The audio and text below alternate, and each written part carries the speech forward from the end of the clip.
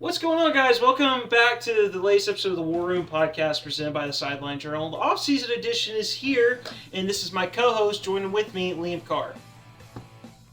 How we doing, everybody? Super Bowl happened. It was awesome, but now we're like 205 days away from next NFL snaps. That's a little disappointing, but what a heck of a year, Mason. Heck of a year, and I mean, for one of the most entertaining seasons that I can ever remember with all this Yep. parody-driven football, you would have hoped the Super Bowl would have ended up with a bang like that. But instead, Fortunate. we had a field goal kickoff, and we had a very Fun divisive times. halftime show where people had to have multiple ones, and the next thing you know, right after that, it's just a madhouse of everybody not leaving the Super Bowl as excited as they would be. But lost in all Worst that, commercials. worst commercials. Commercials were not fun at all. But So, Seattle great year. Seahawks, they come away with their second championship. Congrats. Congrats to Yeah. them. And really, what we're going to do in this episode is we're going to kind of recap that Super Bowl a little bit, take a look at some of the offseason, and map the road ahead for, as Liam said, for 205 days without football. And so the Terrible. War Room is officially open. This is the War Room, presented by the Sideline Journal, where the film doesn't lie. Let's get to work. Yeah, so I mean, Liam, that Super Bowl, how are you feeling about it? I'm just gonna say it was straight up. It was pretty boring, and I don't want those football fans already turning it off and saying, "You guys don't like a defensive battle. It was a pitcher's duel. You guys don't like it." It was boring. Come on, be honest, straight up, Mason. It was a pretty boring Super Bowl. I was still able to find some enjoyment out of it. Seattle's defense is so powerful. I mean, it was making the Patriots claustrophobic. They couldn't do anything, and then Kenneth Walker was fun to watch. I mean, he was literally the offense of the game. But Mason, I mean, it's just with the Super Bowl and how great that year was. I mean, we have like 5 games that could be game of the year contentions, legitimate game of the year contentions. That's awesome to have. And then for the Super Bowl to be something like that, where we're talking about maybe a punter being the Super Bowl MVP, Mason, just a little boring. Yeah, and I mean, it honestly, I don't think we've had it as boring of a Super Bowl since honestly 2018 when the Rams Yeah, that and the Patriots Patriots Rams. played.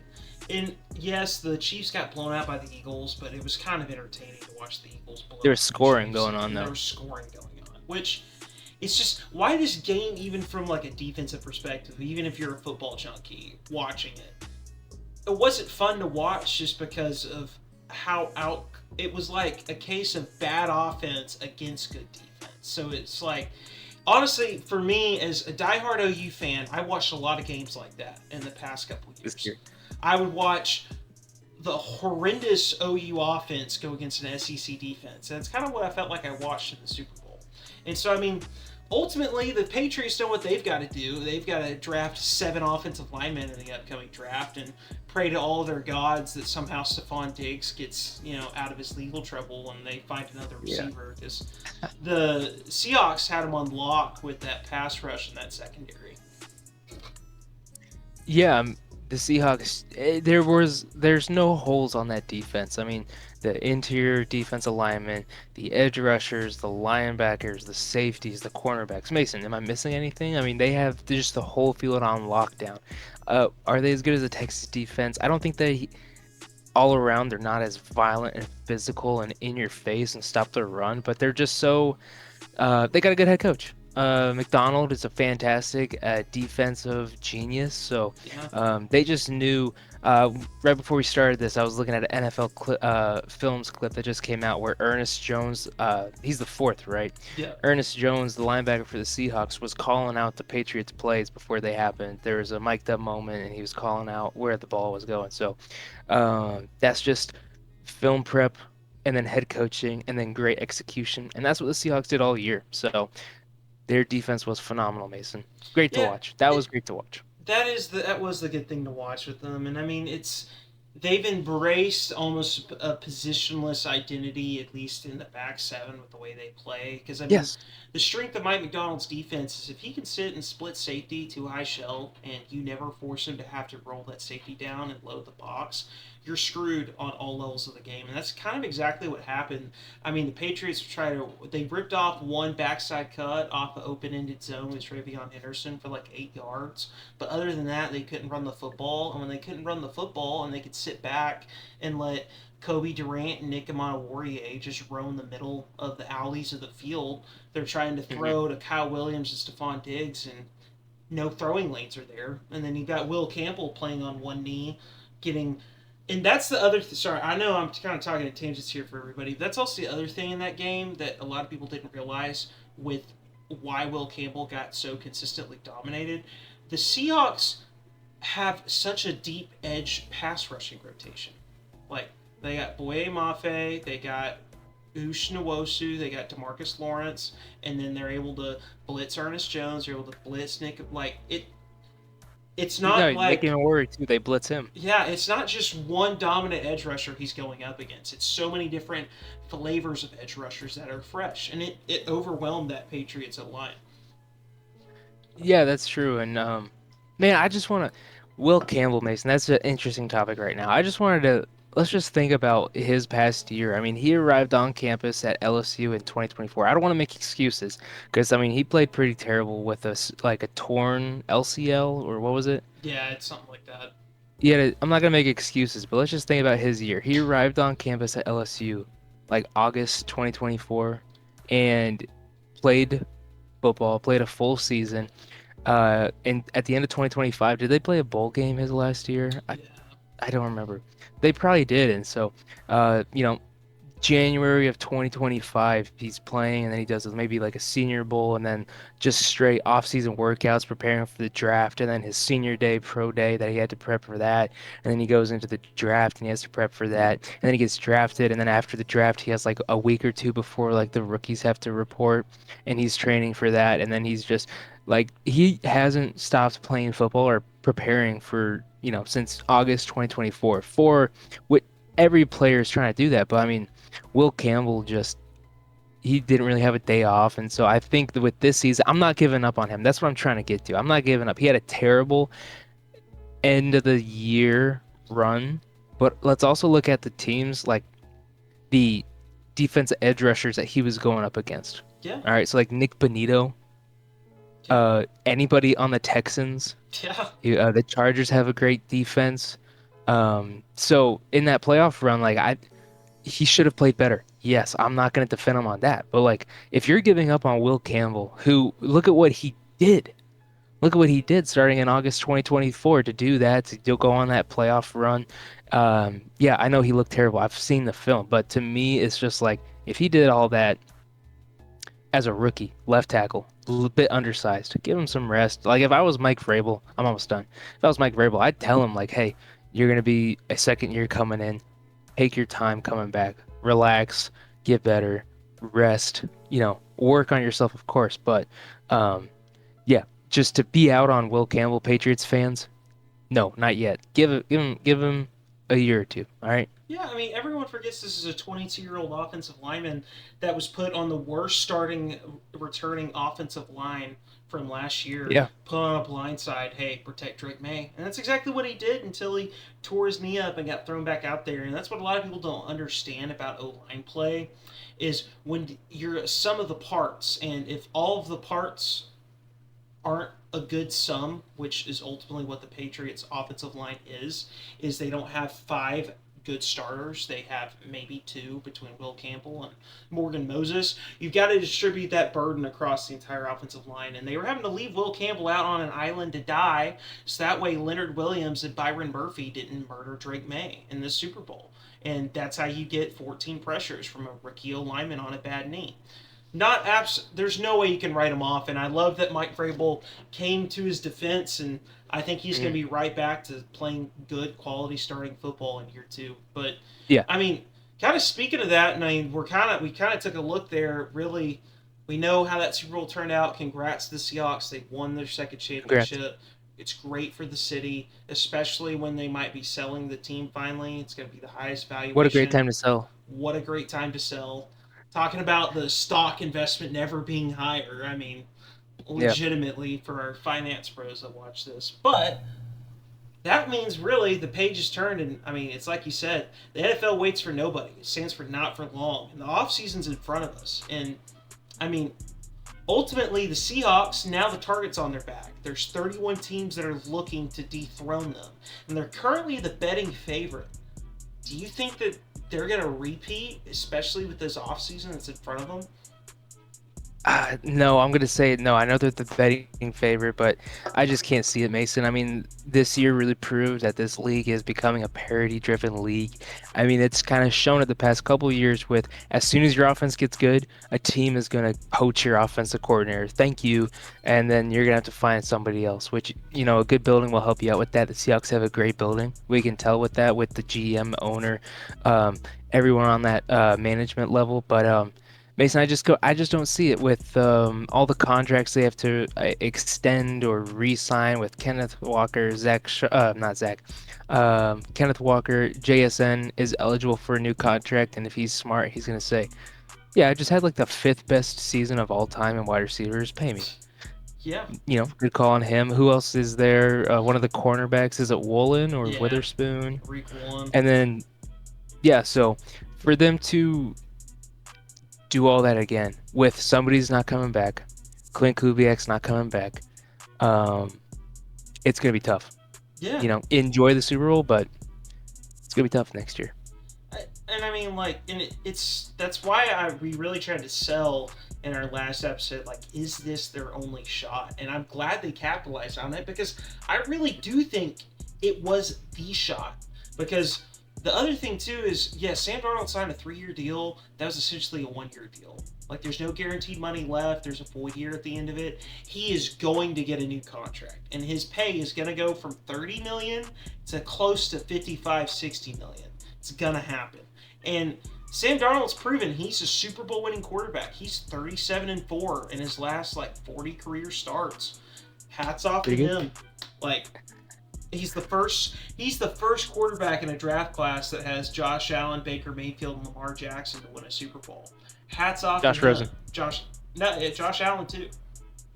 No, Josh Rosen. Oh yes, can't forget Josh Rosen. Don't forget. Come on, man. Yeah, sorry.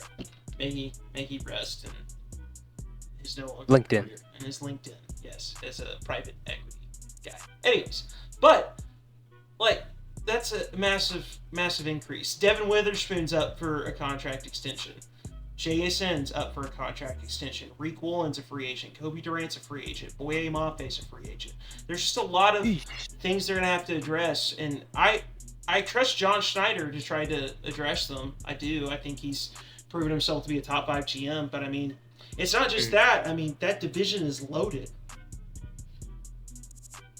Yeah, with the 49ers healthy and then with the Rams coming back, you know, Matthew Stafford is old, but he just won MVP, so who cares? And Arizona, right? Nah. But yeah, that division is loaded. I mean, talk about the NFC North last year, and still this year is super competitive. It wasn't as crazy, but next year for the NFC West, it's gonna be the same thing. So with a loaded division like that, 3 teams going for that NFC West first place. You hardly see that in the NFL. It is not very common. So when that happens, it's a big deal. And so with how those teams are projected going into next year, yeah, the Seahawks, was this their only shot? Great call, Mason. That's a great call because it might be. Yeah, and I mean, I really think that's just going to be a storyline to follow this offseason because, I mean, this is honestly, that's the way the NFL works. It's a trickle down effect. It goes from the top dogs down. And I mean, every move that they make is going to have a trickle down effect. And I think from there, talking about Sam Darnold and his contract decision, it really then opens up the entire conversation that I think is going to dominate this offseason, Liam. A QB carousel. Yeah, I'm a huge fan of this discussion. I mean, I don't even know where to start. How many teams are gonna need a new quarterback? I mean, we have a long list of that are gonna need to either draft or pick one up because there's a handful. Who are the backup QBs that are looking like they're gonna be starting next year? I would say Mac Jones. I know the 49ers said that they intend to re-sign Mac Jones, which is great because he's a fantastic backup. And Brock Purdy, he gets banged up. which is great. But Mac Jones, when he steps in, the 49ers looked great. Malik Willis from the Packers, every time he's had the backup spot called up, he's looked phenomenal. He's efficient. He was one of the best QBRs this season, the game against the Bears. Yeah. So those two guys are going to be the big ones looking for money. Mac Jones, I think we've heard a couple rumors of, Minnesota or Atlanta have their eyes on him. To try to trade For for Malik him. Yeah. for Malik Willis, I'm hearing that he's going to Miami with Jeff Hafley. So that's the big thing there. And then just lastly, with like the veteran quarterbacks, Tua is most likely going to be a backup next year, which is crazy. If you told me that 2 years ago, after seeing that offense in Miami, I would have said you're crazy. But that's just how it rolls. So, and the possibility of Kyler. So those are veteran QBs that are going to be moving around potentially. We have a rookie class, and then we have people looking for quarterbacks next year. So, Mason, what is your takes on that quarterback carousel? Well, I mean, even some of the things that you like, it's crazy to say Kyler Murray and Tua are veteran quarterbacks. It really is kind of Yeah, crazy to say that. That's where they're at in their wise. career. But when I think veteran quarterbacks that are still out there right now, Aaron Rodgers still has to make a decision if he's coming back to the Steelers. Joe Flacco played some really good football for the Bengals. Are they going to re-sign him? Will Levis exists. He's out there, yeah. He's played good enough football as a starter in this league to have an opportunity to compete for a spot. Like Kirk Cousins. Kirk Cousins in Atlanta. What do they decide to do with Michael Penix? Like, there's just not enough supply for the demand that's happening, and I think it's going to be interesting to see where people go. But I mean, the other thing too, the Baltimore Ravens and Lamar Jackson. That there's an outstanding contract to be talked about there. Is Lamar Jackson still going to be a Raven? Like that's not set in stone. Dude, that's crazy to me. And I was thinking about that today, and I could just try to picture where would he go. I think at the end of the day, he's just gonna re-sign, and they're gonna give him a bunch of money, right? But like, what if? All right, let's just hypothetical. What if the Ravens want to move on? They're like, hey, we can't pay you this much, and we have a new vision, and Lamar has to go somewhere else. I can see that happening too. What if teams start doing like the Matthew Stafford, Jared Goff trade? What if that just starts happening? Like, that's the blueprint. That trade was the blueprint for a team that wants to win now, goes and does that. And the Ravens aren't as bad as the Lions were, but what if there's a team out there that thinks that they have a Super Bowl roster, they're missing a quarterback, and they're like, we need Lamar Jackson, and he'll get it done? Minnesota? Yeah, that's the team Are that they one? comes to mind. Yeah. Yeah, could you imagine that? And he stays in purple, just stays up north. I mean, That would be insane. a team that doesn't have the draft capital, but I mean, man, it would be awesome to see is him in Atlanta. To be honest, like that'd be like the return of Michael Vick in Atlanta, basically. But Yep. but I don't know. It's easy to fantasize about a Lamar Jackson trade. I think it's realistic. It might be, honestly, because I mean, stranger things have happened. If you told me this time last year that Micah Parsons would have been in green and gold, I would have called, or green and yellow, I would call you crazy. And it Here's a happened. take I have. Yeah. Joe Burrow, Josh Allen, or Lamar Jackson are going to have to be traded to win a Super Bowl. They're going to be traded to win a Super Bowl for another team. I don't know which one it's going to be, but that's going to happen. I believe it. I don't think the Bengals will ever trade Joe Burrow. I think Joe Burrow will just refuse to sign a contract. That's what I think happens with him. But I think that's not a crazy take to say at all. But I mean, I'm really just this offseason is just going to be kind of crazy to follow and watch with where quarterbacks go. Because, I mean, it's like you said, the league's a copycat league. And, I mean, we saw the Seahawks last offseason send Geno Smith to the Raiders and go get Sam Darnold. And look at what that did. Like, where's a move that a team could do that and try to copycat and follow that? Yeah, the quarterbacks that people have wrote off, and then they didn't need to be written off. They just needed times. And look at another one that was Daniel Jones. So clearly there's something happening there. So like what you said, I hear a lot of buzz about Will Levis. I don't see it, but that could be something. I think that he's just logically the next one that's like, he legitimately showed some flashes. I mean, in his first start, he threw 4 touchdowns. He has an arm. He has arm strength, and I mean, like he has physical talent. And I mean, I think we've established that Brian Callahan, as a head coach, is coaching malpractice. If you haven't, shameless plug, go watch that video. It's kind of hilarious to watch. But I think that's logical to, I mean, honestly say like where he goes. And I mean, I would like for the Vikings. I mean, they're easy to say. Wouldn't you say he's probably better than JJ McCarthy? Will Levis versus JJ?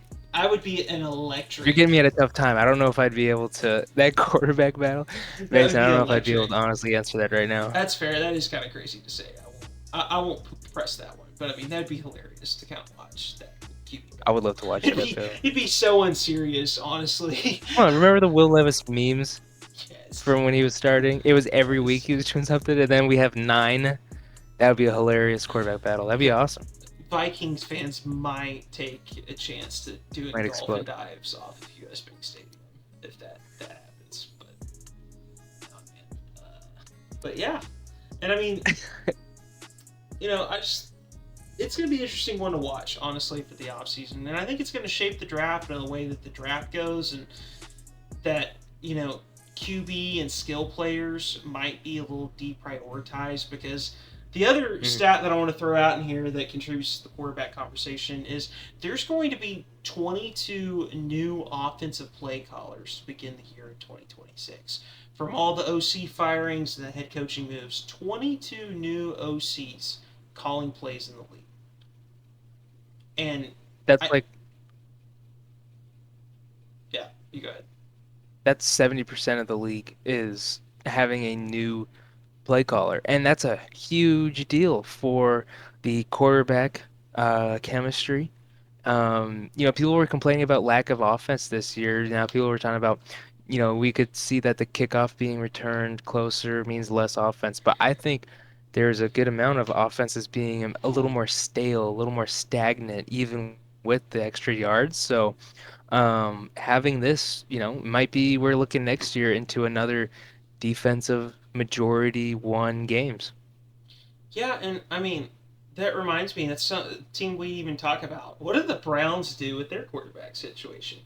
That's another team in all of this. It's like, how's it going to shake out? So, I mean, I think at the very least, we're in store for a really entertaining offseason period going up to draft season.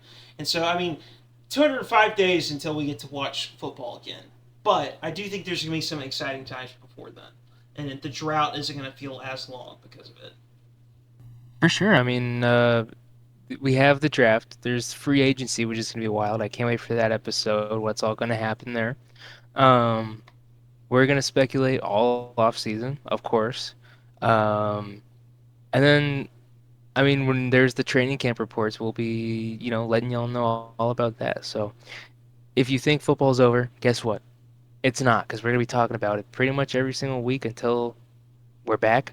Yeah, I mean, there's so much stuff that we're going to be talking about and looking at, because, I mean, I'm more confident than ever after last year's draft, starting this with you guys, really looking at our ranked players, our best drafts, our mock drafts, where we thought players were going to go, the value that we gave them, and we were pretty on the money. And I mean, that's really the offseason roadmap for us. Where we're going to look at and do is we're going to be doing mock drafts. We're going to be looking at tape. We're going to be telling you the players to watch. We're going to be looking at the draft. We're going to be making those predictions. And then, I mean, from there, the favorite thing that I did that I love to go back and look at our takes is we literally did a preview of all 32 teams in their divisions and how it was going to shake out. And we were pretty on the money accurate. I mean, there's a few I'll own. I thought the Broncos were not going to go on the run that they did, and hats off to Bo Nix. They won 11 one-score games and, found the way to being 14-3. So, hats off to them. But, I mean, there's a lot, at least in this offseason, when you're missing football. The War Room and us, we're going to be the place to go over it with you. Yeah, and definitely feel free to jump in and comment what you're thinking of, or shoot, even DM us, add us or something. So we'd love to have a discussion with great football minds alike. It's always the funnest part is when people start contributing to the conversation. It's my favorite. So I mean, if you haven't yet, we're on Twitter. We love to tweet out our life thoughts sometimes. If you haven't gone and checked out the Year 1 recap over on our Instagram, that's a fun place to go check out if you've just now started viewing us. But anyways, that's kind of the final like pin in the nail / transition to the 2026 offseason. And we appreciate y'all tuning in and watching this episode with us. Thank you all so much for a great year. See you later. We hope you enjoyed this episode of the WARROOM podcast presented by the Sideline Journal. If you haven't yet, consider following us and subscribing to us on Instagram and YouTube. That's where we have most of our presence on. You can go catch our year-long recap over on YouTube. It's in the description below, but we really appreciate it.